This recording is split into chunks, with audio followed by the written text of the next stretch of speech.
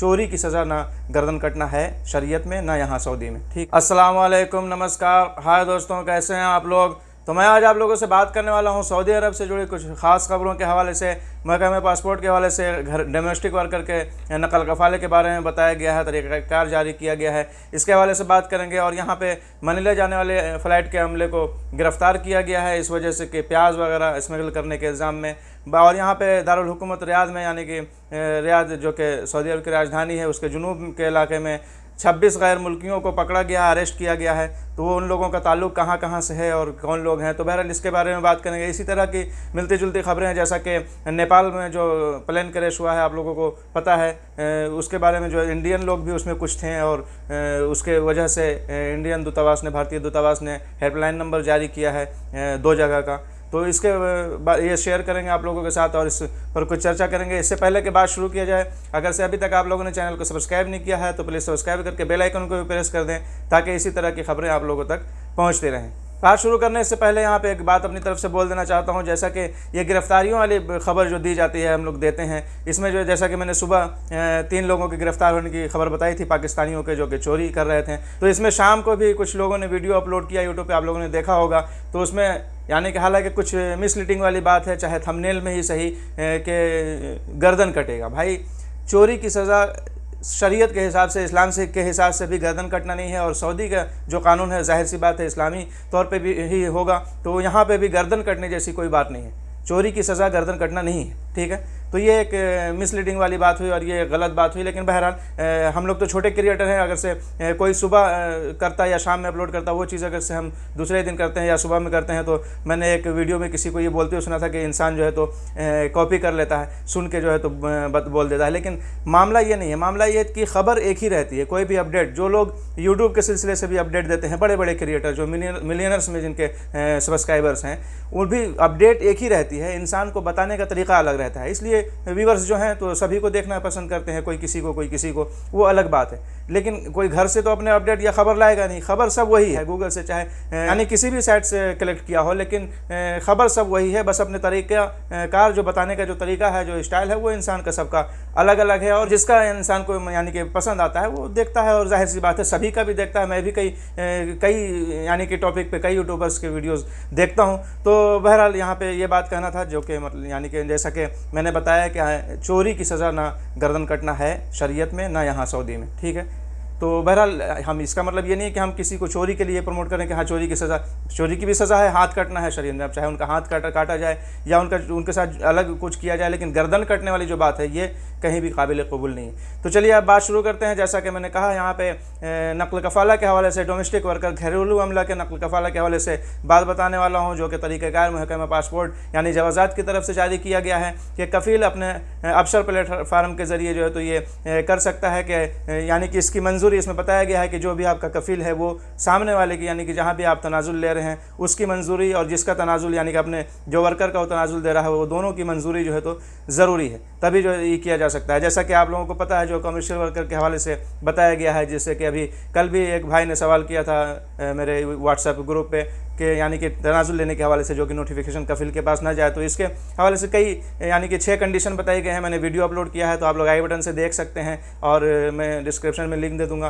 तो वो सब चीज़ें हैं। लेकिन यहाँ पे घरेलू अमले के हवाले से, डोमेस्टिक वर्कर के हवाले से बताया गया है कि उसका कफ़ील अगर से चाहे तो ऑनलाइन तरीके से अपने अबशर अकाउंट के ज़रिए जो है तो रजामंदी के साथ, यानी कि सामने वाला राज़ी हो, और जिसके पास नकल कफ़ाला कराना है वो कफ़ील भी राज़ी हो। लेकिन इसमें भी यहाँ पे एक शर्त बताई गई है कि जो जिसका तनाजुल किया जा रहा है वो, या जिसके पास तनाजुल लिया जा रहा है वो, दोनों में भी किसी तरीके का कोई यानी कि फ़ाइन नहीं होना चाहिए, चाहे ट्रैफिक फ़ाइन हो, चाहे किसी तरीके का अगर से गरामा होगा, तो फिर ये ऑनलाइन तनाजुल नहीं हो सकेगा।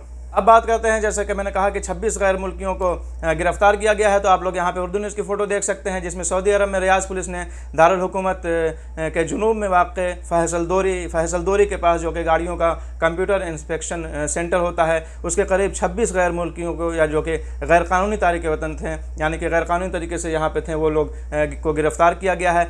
अखबार 24 के मुताबिक रियाद पुलिस ने बयान में कहा है कि इसमें ज़ेर हरासत यानी कि जितने लोग भी अरेस्ट किए गए हैं इन 26 लोगों में, उसमें सबसे ज़्यादा तादाद की अगर से बात किया जाए तो 15 लोगों का ताल्लुक़ बांग्लादेश से है, और यमन का 5 लोग जो है तो यमन के हैं, 3 लोग इंडिया के भी हैं और 2 लोग पाकिस्तान के हैं और 1 बंदा जो है तो सूडान का है। तो यहाँ पे यानी कि देशों के नाम भी बताए गए हैं कि कितने बंदे कौन सी कंट्री के हैं। तो सबसे ज़्यादा तादाद की अगर से बात किया जाए तो बांग्लादेश 15 और यमन 5, उसके बाद जैसा कि मैंने बताया 3, 2 और 1। तो बयान में कहा गया है कि तमाम गैरकानूनी तारिकीन को कानून के कार्रवाई के बाद मुतल्लका अदारे के हवाले कर दिया गया है। अब बात करते हैं, जैसा कि मैंने कहा कि फ़िलिपीन जाने वाले फ़्लाइट के अमले को गिरफ़्तार किया गया है प्याज स्मगल करने के वजह से। यानी कि वहाँ पे बताया गया है कि 27 किलो प्याज और 10 किलो लेमन यानी कि नींबू जो है तो स्मगल कर रहे थे लोग। और फ़िलिपीनी कस्टम हुक्काम ने कहा है कि रियाज और दुबई से आने वाले परवाज़ों का फ़िज़ाई अमला ज़राई मवाद स्मगल करने में मलूस पाया गया है। यानी कि ये सब खाने पीने की चीज़ें जो है स्मगल करने में मलूस पाया गया है। और वाज़ह रहे कि फ़िलिपीन में प्याज का बहरान चल रहा है और बहुत ही ज़्यादा रेट हो गया। से बात किया जाए तो किलो यानी $2 से बढ़ के $11 हो गया है किलो, जो कि चिकन से और गोश्त से भी ज़्यादा जो है तो महंगा है। अगर से बात किया जाए तो यहाँ पे 50% महंगा चिकन से बताया गया है और गोश्त की बात किया जाए तो 25%। यानी कि बताइए प्याज इतना महंगा है, तो इस वजह से भी यहाँ से लोग यानी कि ले जा रहे होंगे, लेकिन बिना तरीक़ेकार के ले जाएंगे, बिना तरीके के ले जाएंगे तो जाहिर सी बात है स्मगल में ही उसका ये लिया जाएगा और पकड़े ही जाएंगे। तो यहाँ पे ये खबर थी जो कि फ़्लाइट मनीला जा रही थी, तो इसके हवाले से यहाँ पे बताया गया। अब बात करते हैं, जैसा कि आप लोगों को पता है कि नेपाल में बहुत ही बड़ा प्लेन हादसा हुआ है जिसमें सभी लोग, जितने लोग सवार थे लगभग सभी, किसी को भी बचने का कोई चांस नहीं है। जिसमें बताया गया है कि हालांकि बहुत ही करीब था फ़्लाइट। और यहाँ पे अगर से बात किया जाए BBC हिंदी न्यूज़ से भी मैंने कलेक्ट किया है ये ट्विटर हैंडल से, कि उसमें बताया गया है कि उसको रनवे 30 पे उतरने को कहा गया था, लेकिन पायलट ने कहा कि नहीं, मैं अपना इरादा चेंज करता हूँ। वो 12 पे उतरना चाह रहे थे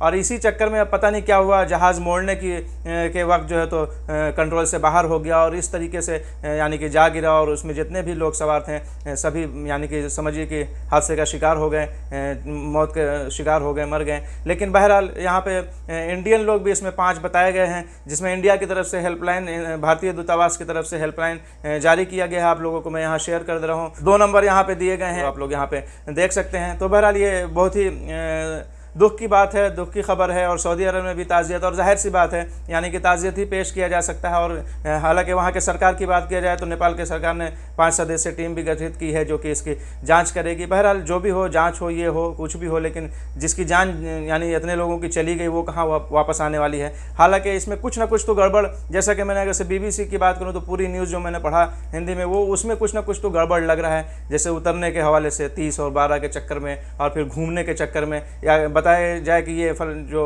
जहाँ पे फ़्लाइट को उतरना था वो इस जनवरी से ही वो एयरपोर्ट चालू हुआ है और इसमें दोनों तरफ से उतरने की जो है तो सुविधा है।